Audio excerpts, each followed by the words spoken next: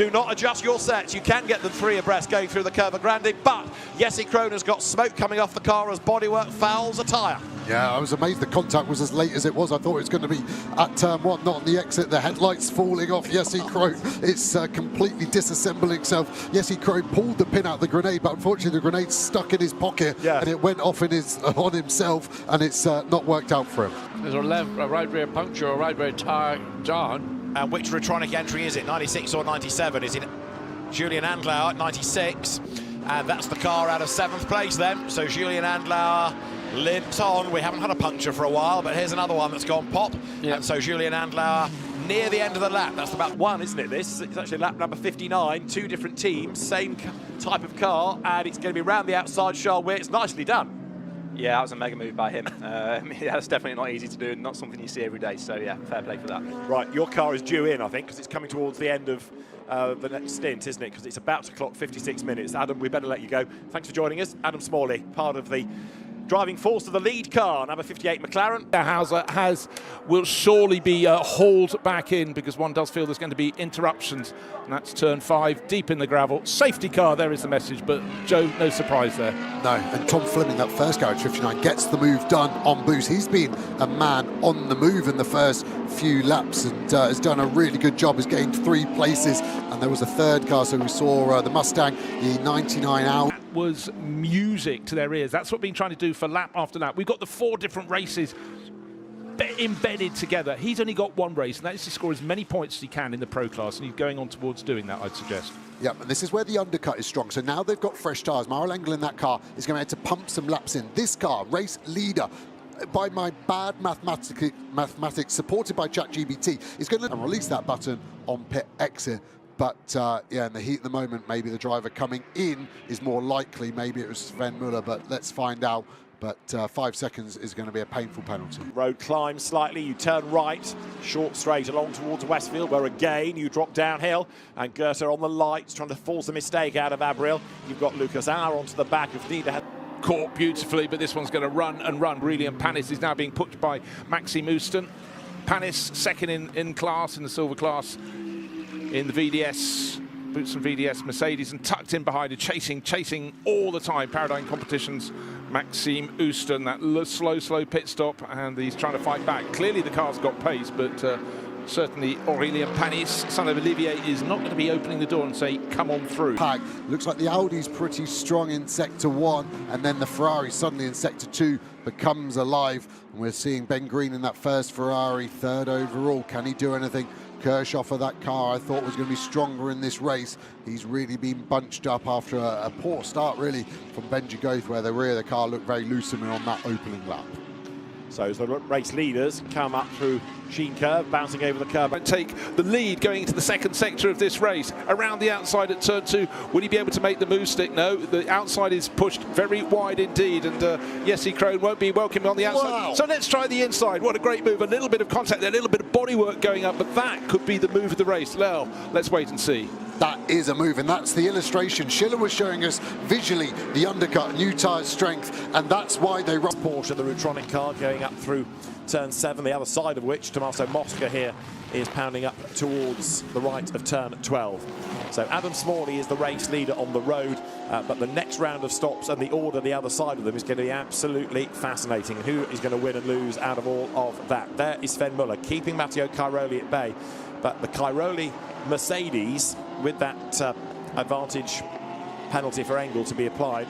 To go across the inside of the chicane, which Lolland doesn't have to do. He can stay on the track and does. He's legitimately there. You don't brake for this second part, so I just don't think what Rougier can do, but then that angle makes it look like the Aston Martin is guilty, and that's the problem. Different angles show different things. I was thinking that second angle made it look more like Gachet's fault, because he just cuts straight across the front of the Mercedes, doesn't give him any room at all. So let's have a quick look. Audi comes into shot, and here, nose to tail, one into the back of the other, and the pair, number 8 Ferrari, number 111 Audi, that was down at turn 22, where you've got to... You're a bit off your line for 3. Mechanically, your car's not sorted. It is very technical. And a change for second place there. Dean McDonald through on the inside, coming up towards Senior. So that's pretty brave. Through he's gone. Dean McDonald then up into second place. And now he can set off in pursuit of Maro Engel. Jan, I better let you go and concentrate on the rest of your evening. Good to see you. Well, See them still working the pressures higher and higher. Engstler doesn't have to defend here. We're going to see the concertina up here into the hairpin. Yeah, Marcus Siebert lost a few positions. I thought we'd have a spinner. I didn't think. Rivera, having fallen to the back in qualifying, being reinstated into third position. Not what he wanted. The winner of the opening race of the season at Brands Hatch, and it's not going to be happening for him here tonight and his team at Van. And that's a great car to follow. Another Ferrari from a different car, AF versus Kessel. But this is what Blattner will want. You can see Al Faisal, Zubair and the Almana car there just warming the tyres ever so slightly down the pit straight. Right, the point you picked up on about improving best time under yellow. 14 of the runners in this field, including the race-leading Ferrari, as you pointed out, are under investigation for that. So there could still be... You're bouncing across the grass or lift, and he went for the latter. Abril now on his outlaps, and we've got Goth behind, who's already had a lapse, who's got that up to feel, up to speed experience as the 32 BMW gets out the way. That's not for position. This is our lead battle.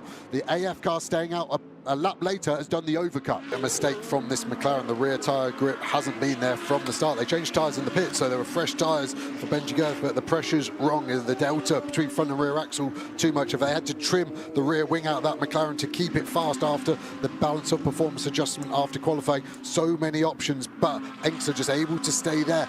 But because he doesn't have the top speed, he isn't able to execute the overtake easily. And now that McLaren in a GRT grassy sandwich, isn't he? That race-winning car. This is how competitive this championship is. As soon as you have one chink in your armour, that is the result gone, like we have said. And they're behind Everard, who is second in the gold class. You can see a bit of damage on the front of that car. Obviously, it was involved in that incident in stint 1. So some of these cars getting roughed up a bit, and you find that in race 2. The drivers know the horsepower in a modern GT3 car.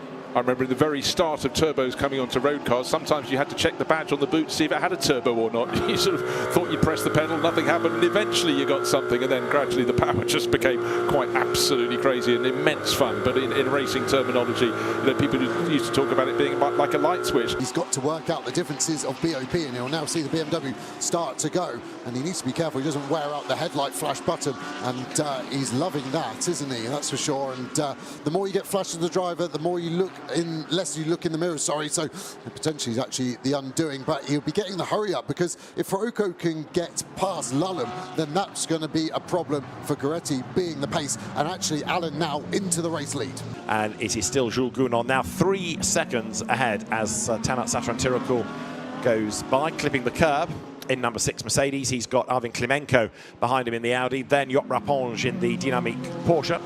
And another yellow, because 80 Porsche of Gabriel Rindone is in the gravel, and that's at the first chicane.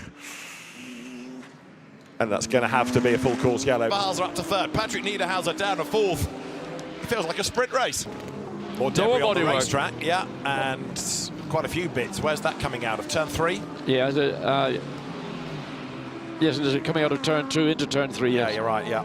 So that might end up just needing an interruption. Depends really, I suppose, if anybody runs over it and moves. 14 thousandths a second, last of the late breakers. Jules Gounon on the inside for turn 1. Round the outside goes McDonald, gets the job done. Very, very nicely done indeed. Doesn't run too wide, secures the place. And to do that to Jules Gounon, that's quite a move. You've got to pay attention as well now because of these pesky track limits. So it's super easy to just drop the right rear beyond that white line. Looking at the battles going on here, Porsche versus... Brill, but that's what happens at the Adelaide hairpin. It always has, and it always will. Yeah, it looked like Jim Pla got into the back of him. Hard to see if it was Jim Pla accelerating too early or Rivera was slow to get going, but expect a potential penalty for Jim Pla there. Hard one, because you can't improve your sector time, but he didn't improve his. We go back to green, that was quick, and that's what we thought Neubauer was lining up, and he's gone. And so's Blattner. This is a great restart from Blattner over the CSA McLaren. Yeah, the CSA McLaren not looking particularly hooked up. You said the Ferrari was getting busy. He's already picked off the Aston Martin of Jamie Day and now Dustin Blattner as well. In some ways, he's slight. Maxime Houston, his co-driver, looking on from the pit lane down to Graham Hill Bend. BMW might be the quicker of the two.